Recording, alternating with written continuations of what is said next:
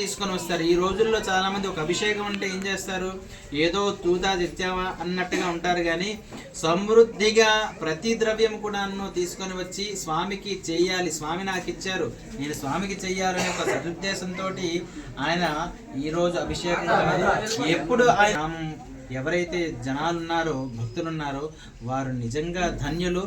ఇటువంటి గురుస్వామి మీకు లభించడం గనక ఆ గురుస్వామి ఏవైతే మీకు మండల కాలంలో మీకు ఏవైతే బోధనలు చేశారో, ఏదైతే జ్ఞానాన్ని తాను సంపాదించిన జ్ఞానాన్ని మీ అందరికీ కూడా పంచారో, ఆ జ్ఞానాన్ని మీరందరూ కూడాను దీక్ష నుండి వచ్చిన తర్వాత మిగిలిన రోజులు ఆ జ్ఞానాన్ని సముపాదన చేసుకుంటూ అవపోసన పట్టుకుంటూ దానిని ఆచరణలో పెట్టి గురుస్వామి వారి యొక్క కీర్తిని మరింత పెంపొందించుకోవాలి. ఎందుకంటే పలానా గాడినాథ నాయుడు గారి యొక్క శిష్యుడు ఎంత గొప్పగా ఉన్నాడు, శబరిమల యాత్రకు వెళ్ళొచ్చిన తర్వాత వారి యొక్క జీవితం మారింది అని గొప్పగా చెప్పుకునేలా ఉండాలి. కానీ పలానా లక్ష్మీపురం గాడినాథ నాయుడు గారి యొక్క పీఠంలో ఈ స్వామి ఇలా భ్రష్టత్వం చెందాడు అని మాత్రం మనకి ఏ గురుస్వామి మన దగ్గర శిష్యులు ఎవరైతే ఉన్నారో ఒక గురువు ఆ గురుస్థానం పొందడం అనేది చాలా చాలా కష్టతరం.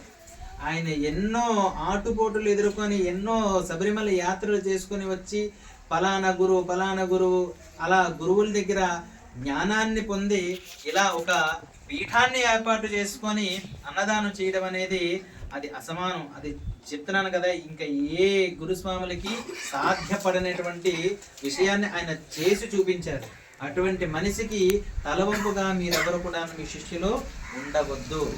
మీరు ఆయన ఏవైతే చెప్పారో అక్షరాల అవి ఆచరిస్తూ మీ కుటుంబాన్ని చక్కగా చూసుకుంటూ స్వామివారి సేవలో స్వామివారి నమ్మండి, మీ యొక్క వంశాన్ని తరింపజేస్తారు.